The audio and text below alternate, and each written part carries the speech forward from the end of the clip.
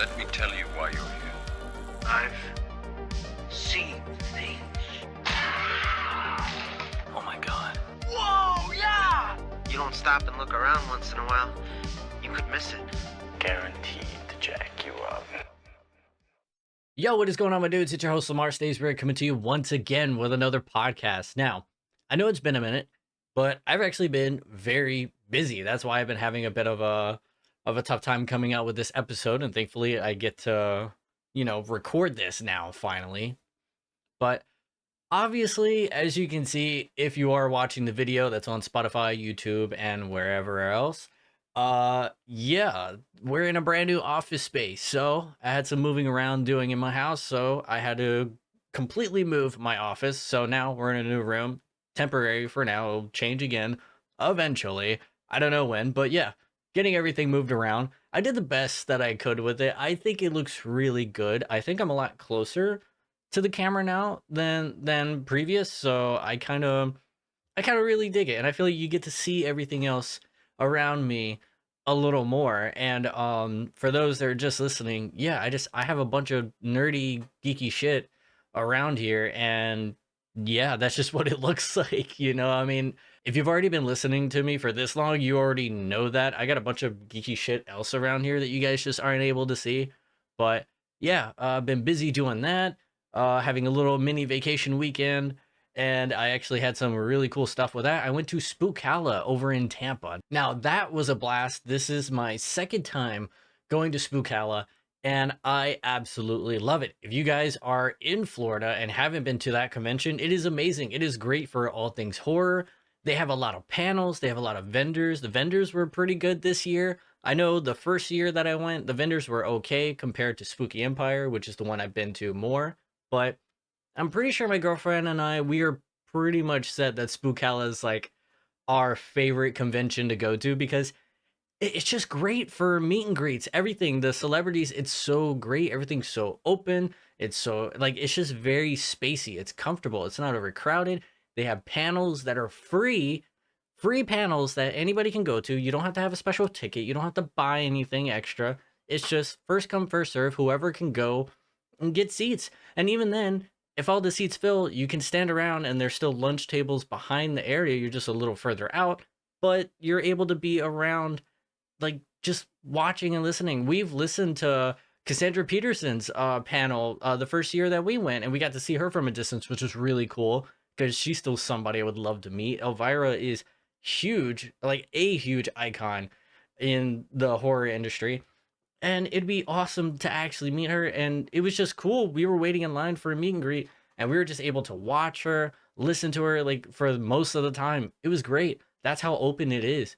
So please, by all means, if you guys have not been to Spookalla, this is obviously not sponsored or anything, because I'm fucking nobody, but that'd be amazing if it was.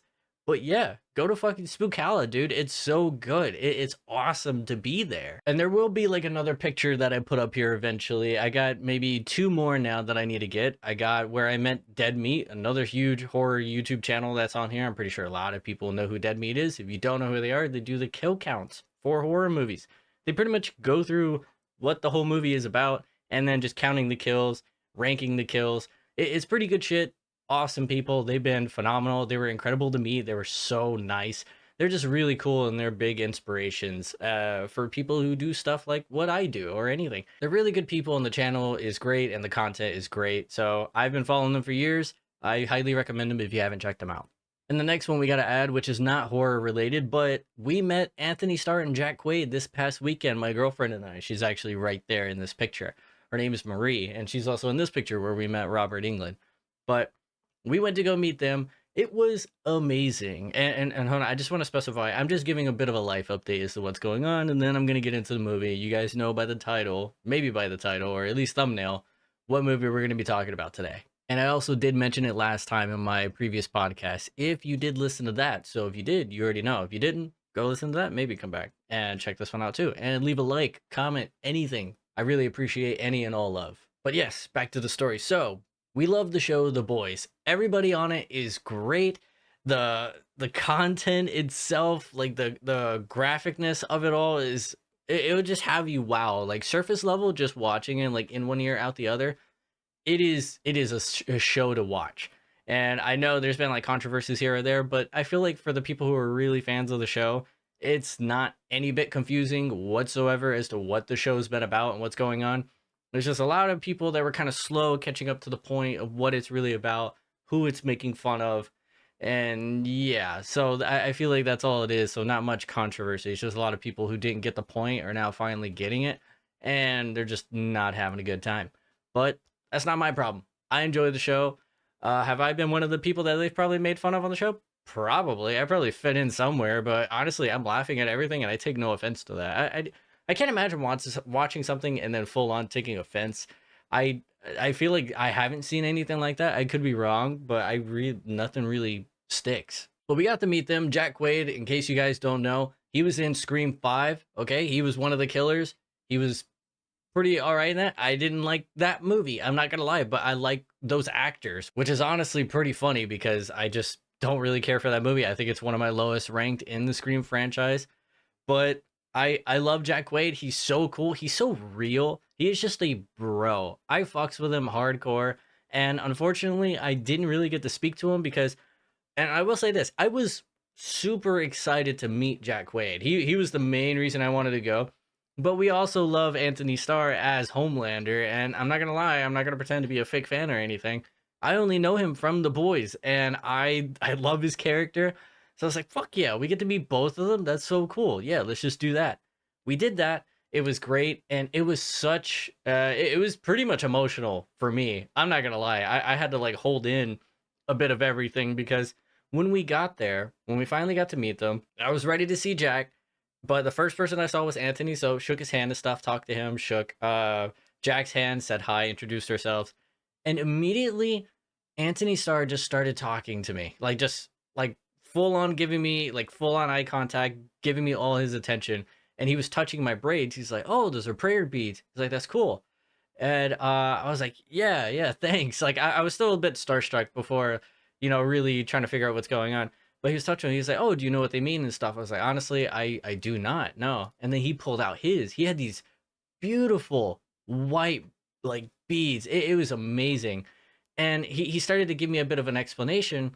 And I was like, "Oh, okay." I was like, "Yeah, that's awesome. And those look incredible." I was like, "These are actually my uncles, and they are. I recently found them, or I believe my dad recently found them, and he gave them to me."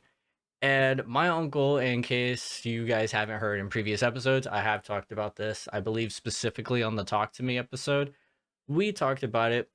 I lost my uncle to suicide, and we have a good majority of his stuff. And I don't know how or why, but yeah, we just came across the beads and he gave them to me. And now I like to wear them when I'm home, and they still honestly smell like his apartment and the incense that he would burn. So every night I put them back in the Ziploc bag that we found them in. And yeah, so I just wear them around the house, and I just wanted to wear them there. And we took the picture, and I'll show the picture like right here while I'm talking about this right now.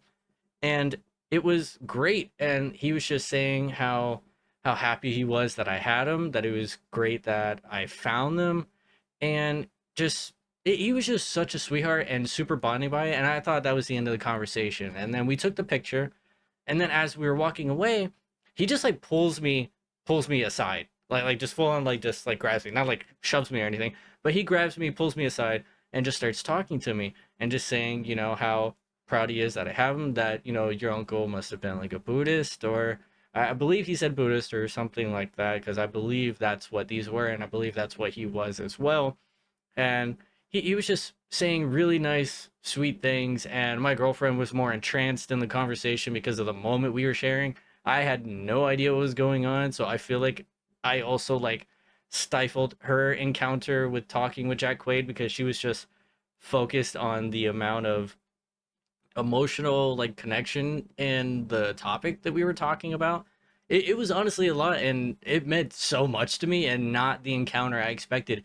It was one of the sweetest conversations I've had. And yeah, it took a bit to kind of like hold in everything to make sure I don't just cry in front of a celebrity or anything. But it was really nice. They were really awesome to meet.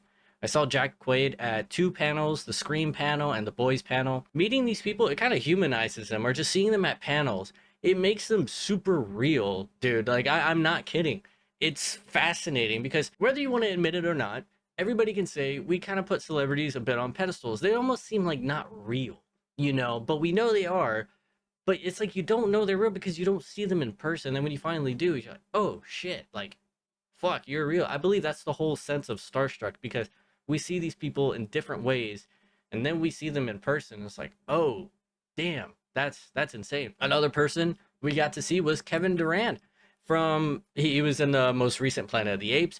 He was in Abigail. He was the big buff guy. He was hilarious. And he is such a down to earth, sweet and humble dude. His panel, super entertaining. He was just great to listen to. I could listen to him talk for like ever, and his impressions are really cool. Talking about how long he's been in the industry. I didn't realize how many movies I've actually seen him in and how long he's been around. It's like, fuck, I've actually seen this guy a lot, and I just had no idea. So it was really cool. He was a really awesome dude. It was cool to see him interact with people. We gave a fan a hug, and they cried because you're able to come up to a mic. There's a barricade. There's a little bit of space, and then there's a stage, and then there's a table, chairs. So there's a lot of space. And eventually, he just came down, gave a fan a hug, and just stood there. And every time somebody came up to ask a question, he's just standing like right in front of them, giving them eye contact, listening to them. But he would still engage with everybody in the crowd. But he was, for some reason, and I've never seen anybody do that, he was just giving a lot of personal attention. That's awesome, dude. He did not have to do that or anything. And I'm pretty sure the guy that's hosting it was just like, okay, well, I'm up on the stage by myself. He's down there. And it was great. It was phenomenal. So please, by all means, if you've never been to Spookala, go. It is really not that expensive. And that's saying something from somebody who just doesn't always have a whole lot of money. It wasn't that expensive just to go see the vendors, watch the panels. Of course, you got to pay extra to meet celebrities. That stuff can get pricey, but a lot of times it's not as expensive as you think. It really just depends on who you're meeting and stuff. There's so many people you could see walking around. You can run into them. It's honestly gnarly. Like my girlfriend and I, we ran into Jason from Scream 6. He was really cool. He was the first killer in the beginning. He was the first Ghostface that killed Samara Weaving, and then he got. So that was cool. It was cool talking to him, and I gave him my theory of what should have happened in the movie. I still really enjoyed it, but I really enjoyed his Ghostface, and I was really hoping we'd get more with that. Fortunately, we didn't, but hey, he still graced the screen, and he did great. Met him, and then we met Mikey Madison, who is blowing up right now, all because of Honora, this new Neon film that she's going to be a part of.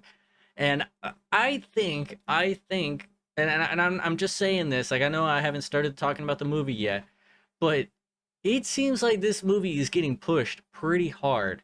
I want to say to the extent of Maxine. Now, I got the Maxine A24 stuff right here, the little Zine that they give out every month, and the Fangoria with her on it, thanks to my girlfriend. Got that, and I'm just seeing the same type of push. The marketing for Maxine was great. They were all over the place going like ham with the whole superstar look. They're doing the same thing with Mikey Madison and Honora because she is everywhere. They're pretty much making her out to look like a sex icon, which is insane because we saw her at Spookala. And granted, like, she's nice, super sweet. Like, we went up and talked to her. She was nervous to be there, and she was really cool, but she didn't have a whole lot of people to see her, really. And she's only had, like, small parts in movies here and there. Big movies at that, yes, but just pretty small parts besides Scream, where she was a Ghostface. But it's weird how she was kind of like, I want to say maybe like a C-list star, possibly. And I mean that in no way, because once again, this is coming from a nobody.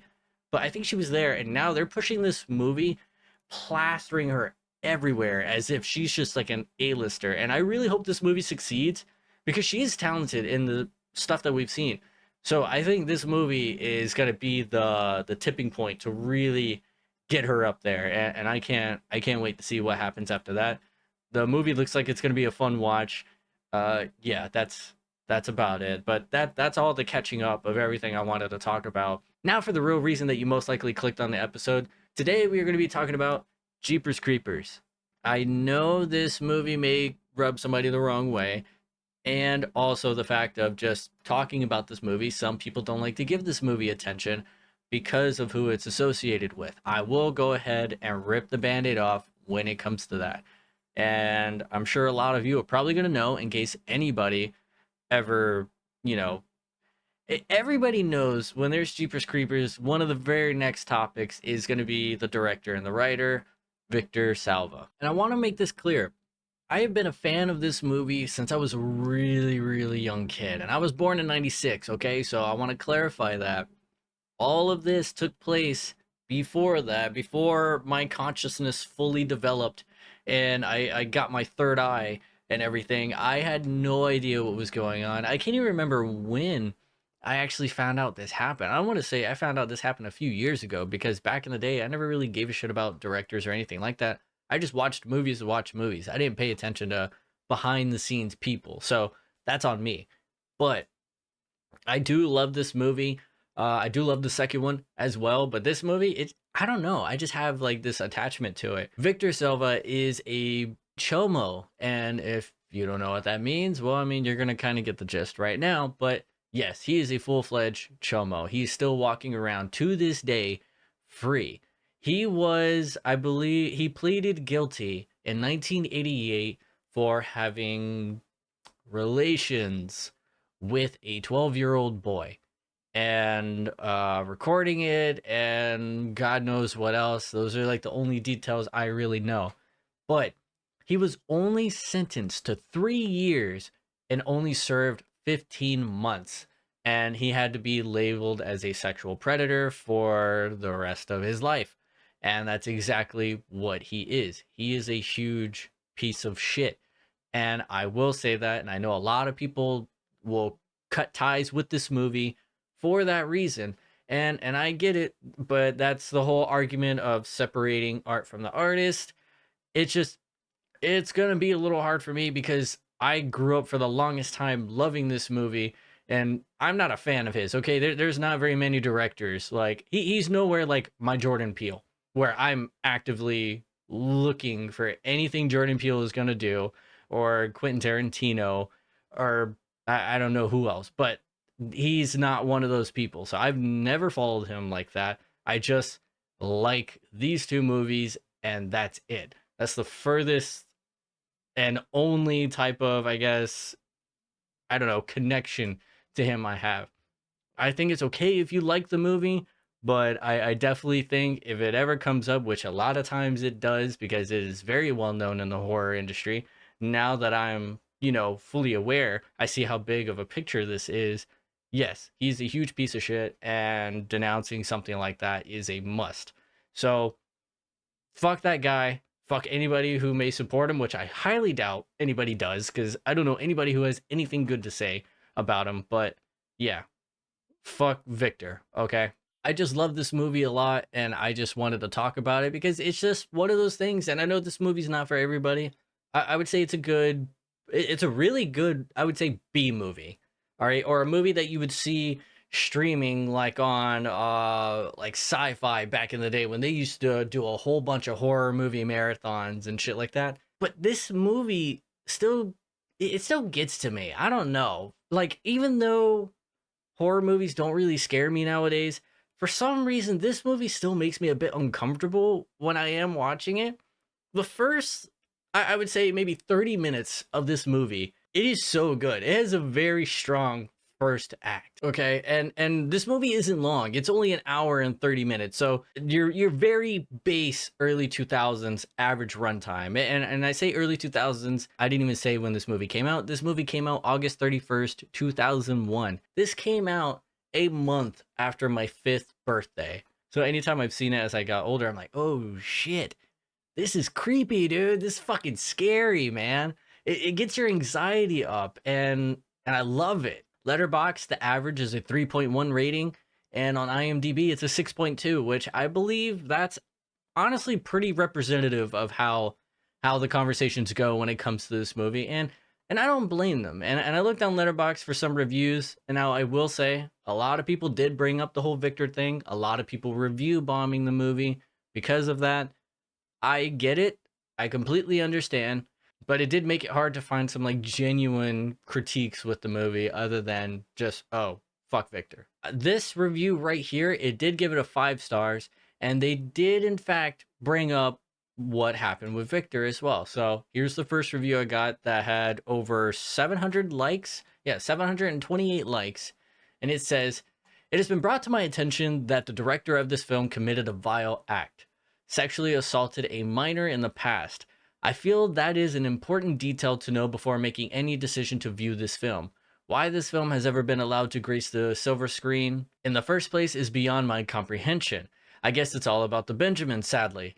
If I had known about this crime beforehand, I would have never watched the film. While I don't believe in censorship, I do believe in giving the audience all the details necessary so that they may make an informed choice. Hollywood needs to clean up their act."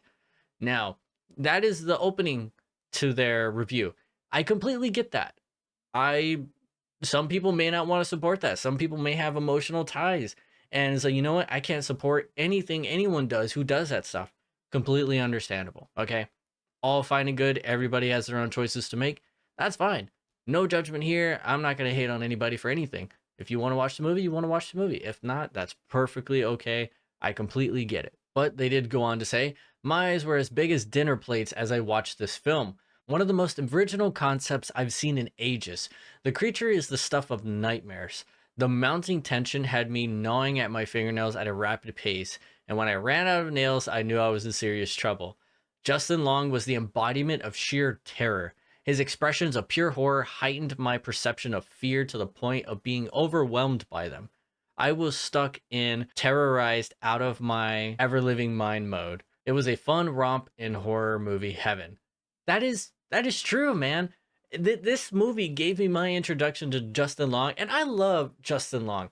He's a handsome dude. He seems pretty funny and chill. I love him in almost any movie he's been in. I just really fucks with Justin Long. I think he's really fucking cool. And this is a hell of a first leading act. He can act, dude, and he's graced like horror movies before, and we'll get into that in a second after the review. But I love me some Justin Long, man. I think it's pretty good, and he's definitely a standout in this movie. And now this one I love. This is not talked about enough. I really, really like this because, man, do I have such a huge pet peeve when it comes to this. So now, here we go. This one has 1,600 likes. They gave it 4 stars. Just another proof that sibling dynamics in movies are way, way, way, way, way, way better than couple dynamics in horror films. Yes, man, thank you. I'm glad other people feel this way. Because, dude, I am so tired of love interests. And, like, it's so overplayed. I'm so tired of watching people fall in love because of some unfortunate thing that they're in. It's so annoying, man. And sometimes even watching couples, a lot of times the couples thing is just, it's shit. You know, I mean, maybe they'll have a good relationship, maybe, but dude, I'm just fed up when it comes to them. And so I love this movie because I don't think it's very far-fetched with the sibling relationship. I think it's great. The chemistry was really there. You could actually believe these people are related. And I say that as like an only child, but I did have a brother at one point. He was my half brother, grew up with him with just a number of years, so I completely get it to an extent. But after that, most of my childhood and my teen years have all been a only child. So I get what it's like, but I also had friends who had siblings, so I know what the outside looking in looks like. And I think they nailed it very well in this movie. They did great with casting. They worked together incredibly well. And just keep doing this. Give us other things. I'd rather see strangers. I'd rather see siblings, or even just more like family relations, which I feel like that's still, I would say I would want more siblings, friends, family over love interests. I'm just so tired of love interests, man. I don't want to watch a love movie. I don't want to watch people fall in love. Barbarian was the exception, but that was because they were strangers. Okay, I will say that they were strangers. The chemistry between them was phenomenal. The writing was great. Everything going on in the beginning of that movie, fucking, that won me over, man. That was good. Okay, it has to be good. You got to make it right. Other than, oh hey, yeah, you kind of just got to buy into these people that are just in love and they're married, or oh they're exes and they've been together, they have an off and on thing. Dude, I don't give a fuck about any of that. I don't give a fuck about that at all. I just want to specify I do not give a shit. So yes, I'm tired of the whole relationships like side. I want to see friends. I want to see that type of stuff because that type of shit matters, man. Okay, it matters a lot. It is not always depicted very well. So when it is, I got to give credit where credit's due. They did great here, and I love it. And giving credit where credit's due, they did a great job on this movie. It only had a budget of $10 million. That's about estimated, but it made $59.3 million worldwide at the box office. So it did great. Obviously, it was going to get a sequel. And they even had budget cuts. They lost like a couple $1 million, and that drastically changed the movie. I can't remember originally how it's going to be, but the cuts that they made, a lot of them they brought back in the sequel. So it makes sense. But I still liked it. I have no issues with it. I understand there's probably some things that you could probably nitpick here and there. Understandable, but and I'm not trying to be like a snob or anything. Okay, I'm not gonna lie. I like some shitty movies. I'm fully aware of that. Okay, I was just talking about this the other day with my friend, and he was talking about how he's never seen the Tim Burton Batman movies. I think they're pretty okay. They're not bad movies, but I know they're like up on this fucking pedestal, and that's cool. That's awesome. They probably deserve to be there. I think they're pretty okay. Nothing wrong with that. But for some reason, this is where I'm gonna get some shit. For some reason, I can't fully explain why. I absolutely love Batman and Robin. One of the gayest superhero movies ever made, but dude, it's so good. For some reason, I love it. I love the campiness of it. It we got Uma Thurman as Poison Ivy, iconic as hell, and that was amazing. Like she was a total babe there. And even my girlfriend loves her, and she's not huge into comic book movies, but she fucking loved Uma Thurman as Poison Ivy. I don't blame her. We actually got a juiced up Bane. I don't know if we'll ever see that type of Bane ever again, but that was a pretty comic book accurate looking Bane. It was great, man. All right, and then you got Arnold Schwarzenegger running around with his fucking accent, just saying cheesy ice puns the whole time. It should not work, but for some reason it does. It just does, man. I don't know. So hate on me all you want. I could like some really good movies. I could like some really shit movies. But hey, I like it. Everybody has some movies that are just like, you know what? I can't explain it. Don't ask me about it. I just really like the movie. It's one of those. It's one of those for me, man. You know, I would say this would be one of them because a lot of people are just not into it, but a lot of people are into it. So it's like, hey, we just like what we like what we, and we don't like what we don't. Now, I know I've been talking about it a lot. I haven't given you guys a bit of a synopsis, you know, going into the spoiler-free section, which if you've never seen it, I would say it's a movie to at least watch one time. Could be fun. I did see somebody say, like, oh, yeah, you know, this is a movie to probably have some drinks and watch with some friends. Yeah, I could see that. Not for everybody, where it's a serious sit down, pay attention, and give it like your undivided attention. Not That's not for everybody, but I could see that as well. So this movie is about a brother and sister, Derry and Trish. Derry is picking up his sister and they're driving back home. So they're going through the back ways of Florida. They're out in bumfuck nowhere. This was filmed all over Florida, by the way, so good for us Floridians. Pretty cool. I know there's like a lot of places in Ocala and all over. So it's really awesome. But it's like backwood area roadways of just completely open land, and they come across something. They come across this terrible road rage driver, but they don't really see them or interact with them other than they just kind of get chased for a little bit and honked horns and stuff. Very anxiety inducing. I don't think anything has done it right since, but there could be another example which I'll get into later. But that happens. They witness something. They eventually come across that this person was dumping a body, and they pass it, and that gets them put on the radar. And then it becomes this whole cat and mouse chase, trying to get away from this thing, this creature that is hunting you down. And it's something. There's quite a bit of lore behind the creature as well, or the creeper to be exact. That's what the creature is called. So it's interesting, man. Like the first good half of this movie, I'm not gonna lie, that's where all the anxiety, that's where it's really good. And I know some people say like, oh, the third act is where it fell off for me and stuff. Hey, that's that's cool, man. That's what you think. That's cool. Awesome. Whatever. All right. I could see that, you know. Am I happy with the third act? I mean, I never really had issues with it, and I don't know what the alternative was. So I'm here for it. Like it's okay, but hey, what can you do? So that's like the spoilery free, you know, of what's going on, a bit of the synopsis right there.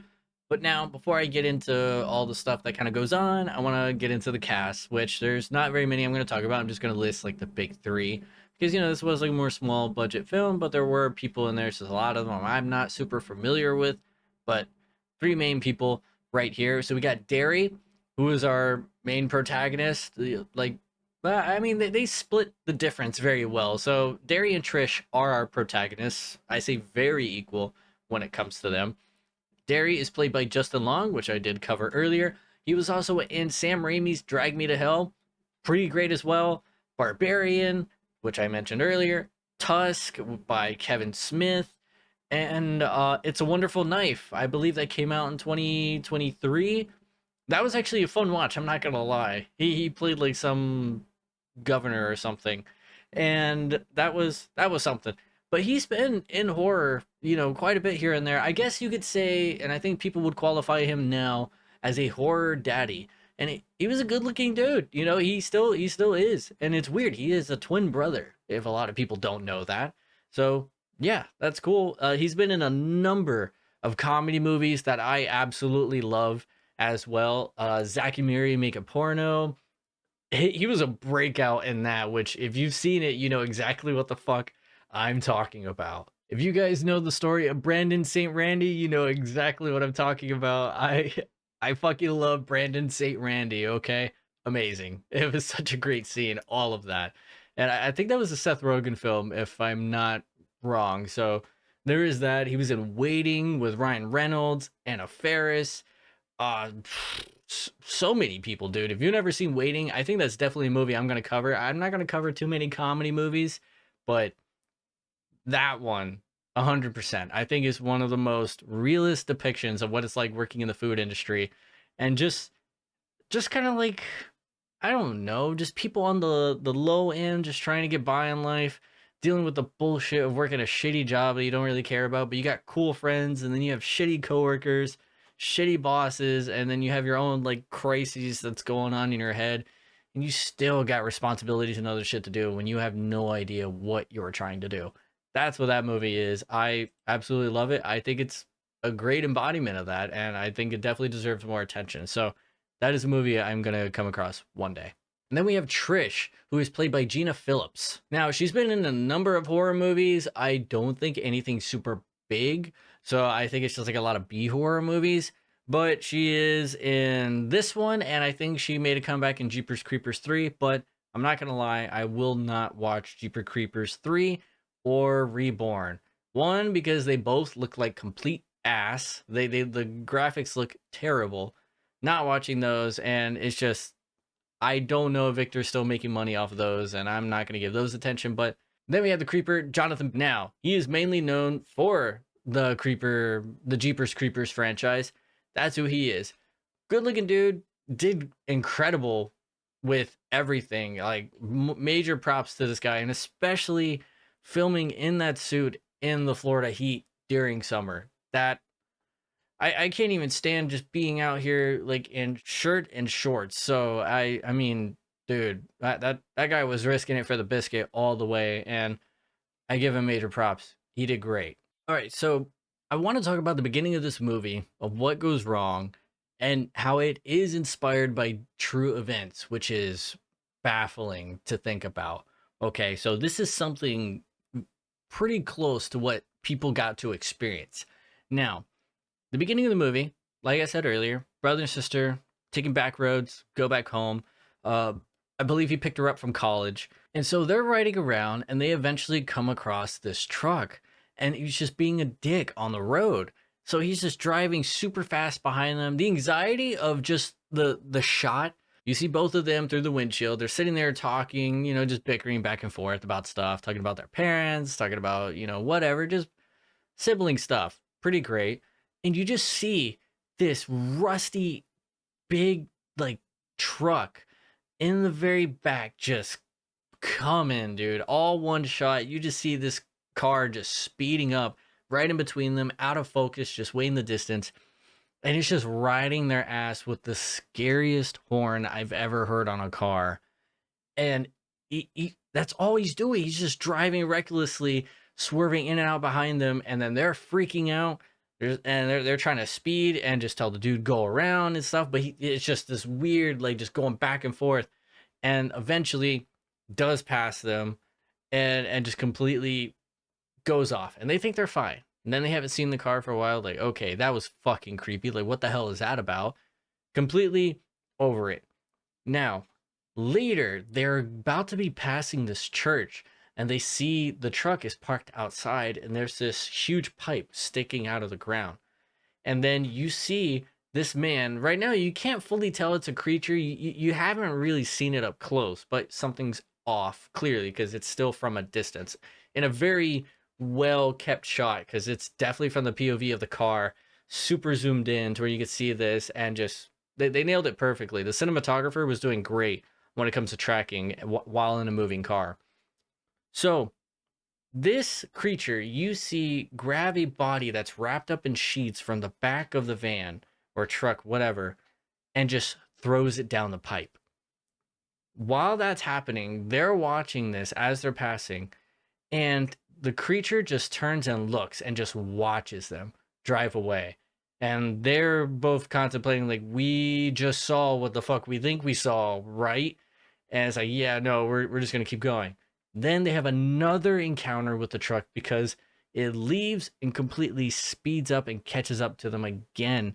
And this time it just starts ramming into the back of the car and runs them off the road. And it eventually just passes and leaves them, which that I never fully understood why it just completely left. But damages their car a bit. They have a hard time. And while they get themselves together, it's like, okay, that guy left already. We should go back. Like, he threw somebody down there. Justin, and this is where people would say, oh, that's white people shit. I get it, but he did throw a body down there. I mean, you never know. He did drive off. And I wouldn't even know what to do in this situation either. I'm not going to lie. Like, part of me would probably want to do what Derry did.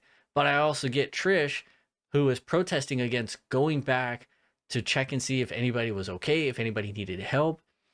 And she was just saying, let's drive somewhere. Let's go get the cops. Granted, if she did, everything would have went fine. Honestly, if they just kept driving, probably, yeah. But I completely get it. And so he convinces her. They go back and he checks it out a little bit. And because on that road, there was these stories about how people, have gone missing. They've heard stories of people from, I think, their high schools and stuff where, like, oh, they never found the head or anything like that, or oh no, they never found the body. Like, just kind of those inconsistently legend stories like that, which I grew up in a very like country town. I talked about this last time where there's a lot of farmland and stuff, and we have these two turns. It's called Dead Man's Curve. Now, it's because a lot of people would just die because people would just go straight through the barricade and just crash, roll. People died, drunk driving, reckless driving. It's just one of those things it's just an accident because people aren't used to those roads unless you're like a local. And even if you're a local, it could still happen. And yeah, so it's one of those things. Everybody always talks about that. And that's what happens there. They're talking about these legends. They go back. Derry goes in there, okay? And hold on, let me stop myself before I go too far. So, where the movie takes over, that's where they go back to the house and stuff. Now, where it's very similar to what happened in the real world, I make sure I try to get this verbatim, so I got this from the IMDb under the facts of what actually happened. This is what went on, and I don't have all the details when it comes to this, but at least this would give me an idea. And if you decide to look into it, cool. Let me know maybe something I didn't know, comment something, or if you, I don't know anything already, hey, let me know. But here we go. This is the story behind it. The beginning of the movie is partially based upon the real life experiences of Ray and Marie Thornton. While driving on Snow Prairie Road near Coldwater, Michigan, while driving, a van appeared in their rearview mirror, driving aggressively and ultimately passing them. They made a note of the license plate, which started with GZ, and remarked, "Geez, he's in a hurry." Sometime later, they approached an abandoned schoolhouse, and the Thorntons saw the same van parked on the side of the building. They witnessed a man holding what appeared to be a bloody sheet. Soon after, the van appeared behind them again and stayed behind them for more than 2 miles. The Thorntons turned off and the van passed them. What they didn't know was that they had just witnessed murderer Dennis Depew, I don't know his last name, dumping the body of his wife.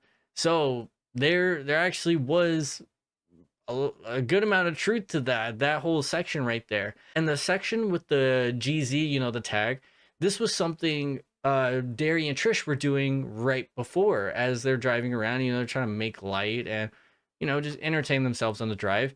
Anytime they saw a tag, they would try to make words out of it. And so I believe that's where that concept came as well, because of the GZ and saying, "Geez, he's in a hurry." So that's pretty wild, because in the movie, the tag itself was originally read as "be eating you," which that could work too, but it also just could be beating you.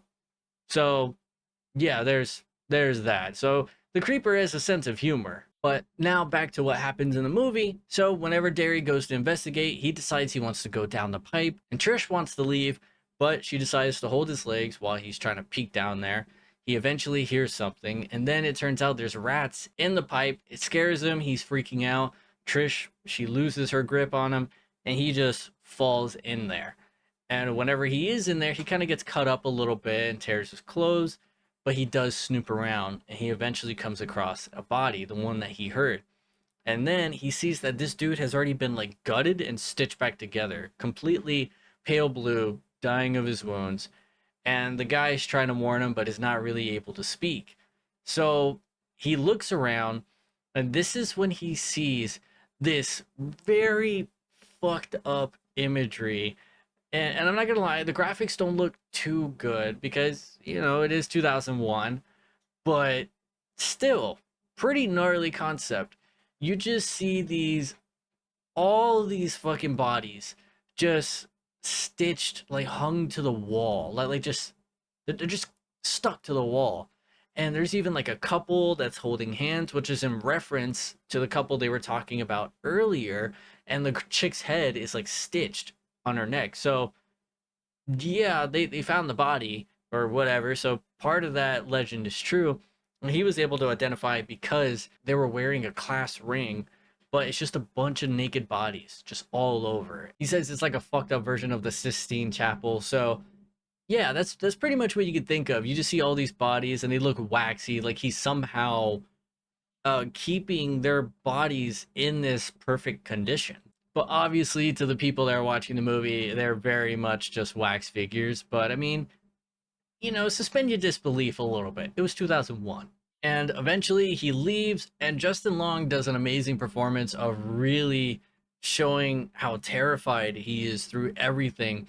Like, he really does a great job. He's funny when he needs to be, that annoying brother type, but playing just being scared, and yeah, they fucking nail it. But while she's keeping a lookout while he tries to find a way out, because Trish is supposed to probably flag somebody down for some help.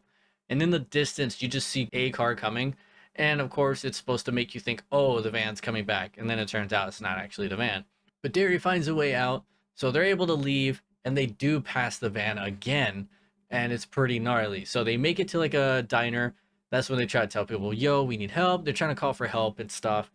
And they get a call from a woman. And now this woman is pretty much like an oracle. And I know some people do have a problem with this as well. it is kind of this trope. Like back in the day, I never really realized it until it was pointed out to me, of like the mystical black woman or black actor where they're either like voodoo priests or I don't know, something supernatural where they're pretty paranoid about the paranormal and try to warn you about things. There's usually a black character like that. And it's like, okay, kind of got a point. I feel like I've definitely seen that trope a number of times. So I guess that's a thing, and I guess not a whole lot of people like it. I mean, I wouldn't know. I'm not sure, but it was never brought to my attention before. It's like, oh shit, yeah, that's a thing. But and I know we've cut down on that because you never really see like voodoo or anything used in movies, anything like anymore. And I kind of really dig it at some point. I think it's cool, and I think it kind of gets rid of the opportunity of having other black characters in something. But I completely understand not wanting to just be nothing but a trope, which completely understandable. And I think we've definitely passed that. But I kind of miss like voodoo shit. I think one of the most successful ones is Child's Play series because that was all like voodoo, and I don't know. I thought it was cool. I never really thought anything about it, but I guess people didn't like that either. But I mean, I thought it was cool, you know, like in all respect, I actually thought it was cool. But after that, that's when it becomes this whole chase, and this is where you get an idea of what the creeper is really about. So they actually they actually stay there at this diner waiting for help to come after this chick tries to warn them, and then she just kind of, you know, they brush her off. And one of the women that works at the diner, I believe, sees that this creature was out there going through his clothes, and the police are having a hard time believing anything that's going on that he was saying because they did eventually get there before. And he's trying to inform them of what's going on and to go back to the church. So they say, yeah, some dude was just standing there, like sniffing your clothes, and then left. And yeah, you're getting like these little hints, like, okay, this is fucking weird because you still don't fully know it's a creature yet. You're like, oh, this is just a really fucked up, creepy dude. Which I have a feeling maybe the movie would have been a bit better if it was actually like a real guy. Just this weird and like psychotic. Like it, I think it would have been very interesting. But I mean, what do I know? But we did get a cool creature out of it. So police, they're like, okay, like we kind of believe you. Shit's weird. And now they go over to that church. They see the church is on fire. They want to go out and see it. So they're driving out there. And then that's when you get the idea. Oh, yeah, this is 100% a creature. Because the cops that are following this car, it lands on them and just starts decapitating like all the people in the car. So, yeah, you're more aware that it's a very supernatural thing going on here. And it just becomes a whole chase. They still try to run around and they eventually meet up with the woman that warned them.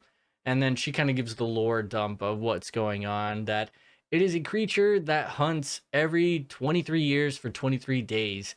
And it can rejuvenate its body. That's how it keeps itself going forever because it just hunts people and it just takes parts of them. So anything it consumes, it replaces, you know, of itself, which, you know, kind of cool. But yeah, that's pretty much the movie. And just the ending of the movie itself is so sad, dude, because you think it's gonna go one way and it doesn't. I even asked Marie last time we watched this, like, when you first watched this, how did you genuinely think it was gonna end? The creeper is hunting dairy.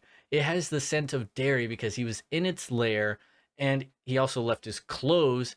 And it is theorized that what actually happened is while they were passing this creature when he was first dumping the body, because they got startled at what they were seeing, like they were actually scared, even though they were scared minutes before, which I'm like, how does that work? But it feeds off fear. It smells fear, and that's when it kind of decides what it wants from you, what it likes. And so whenever I guess just they saw them, they just released a lot of fear, and that's what made him all of a sudden turn around and just watch them. And then he eventually got Derry's clothes, smelled more, and it's like, okay, there's something I want from Derry. So that's the reason he's chasing them. Derry has something that he wants. And throughout the movie, you can kind of see the moments where we do see the creature up close, its eyes are getting kind of cloudy, so it wants replacement eyes. They're having their last stand at this police station. I thought the sister, because she's a strong character, like she's not being like a complete pansy or the typical like, oh, the woman's just being super frantic and emotional and stuff. Like, no, she was actually trying to be very logical about everything. She was strong where she needed to be. I thought she was very good. She didn't play like into any negative stereotype about women in horror, which is great. And so they're trying to have this last stand, and it's going through this police station, killing so many of the cops, and it eventually catches up to them. And she wants to sacrifice herself to save Derry. And for the longest time, like watching the movie, my first impression was she's actually going to do it. He was doing her a solid in the beginning of the movie, grabbing her, because I believe she was in an abusive relationship that she never really confirms, but you have to kind of look into it a bit more. Because the conversation, when you're like, oh, they were talking about the boyfriend, and it's like, why? What does he do? And then that's when he says, beating you. And she never denies it, but he was referring to the tag. So it was kind of like a double meaning right there, but she never confirms or denies that's what was going on and why she left. So I think she was coming from an abusive relationship, and he didn't really know that. And yeah, so that's kind of like you pay attention and you see it type of deal.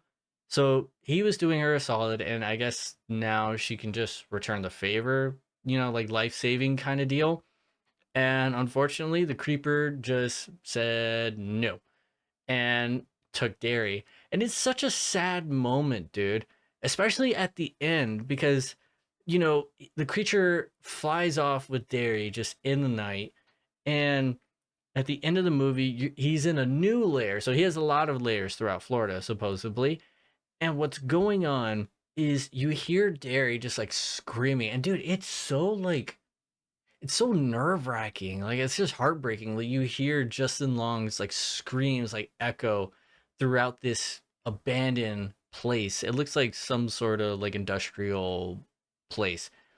And you eventually come up on the creature just doing something, and then you just see Derry's body just kind of just standing there, just like lifeless. Obviously he's being held up by stuff, so he's starting over his whole wall again. And the creature walks around because he's missing both of his eyes. There's just holes there and you can see through. The creature comes up after it's like zooming in closer on his eye, and then that's where you see that the creature now has brown eyes, which that actually was Justin Long in the creeper makeup. So I'm pretty sure that was probably pretty cool and fun for him.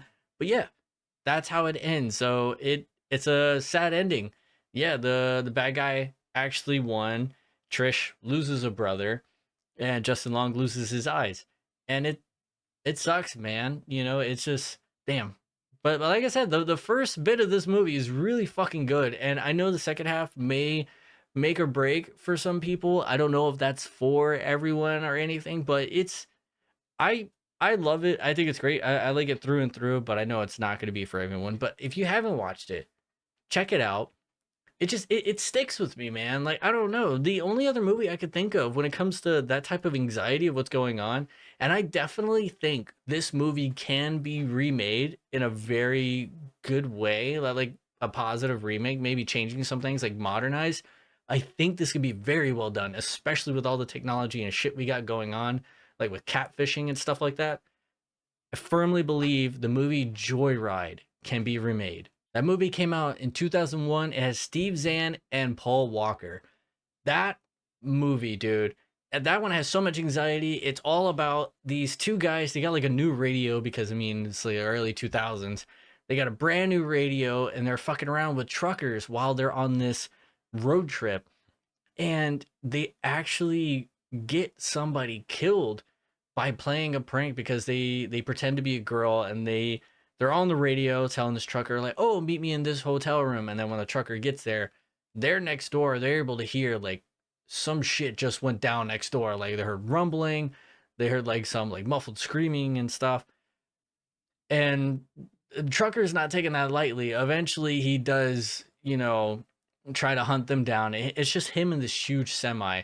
So if you actually want kind of this feel of a story, but you want it to be like a real person that is super anxiety driven, I feel like the whole way, it gets very fucked. I say watch 2001's Joyride. That is another good movie.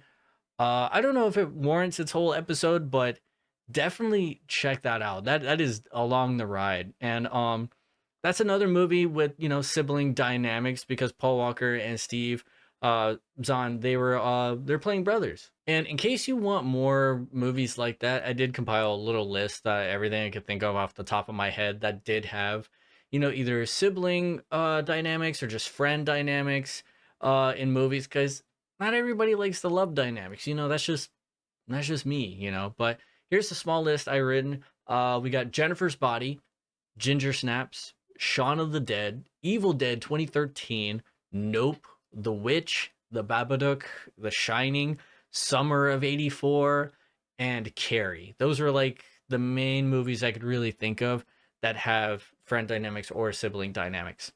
All great watches. Please check them out. And by all means, let me know which one you love. I think that's going to be the end of this episode. By all means, check out all my socials. Leave comments, likes, share with your friends. I would love to know everything that's going on. Comment about anything I've been talking about or whatever. I don't know what my next episode's going to be. Yeah, and before I go, I got to give you guys your cookies fortune, man. And here we go. It is never too late to be what you might have been. Do with that what you will, ladies and gentlemen. Until next time, be excellent, be kind, subscribe to the podcast.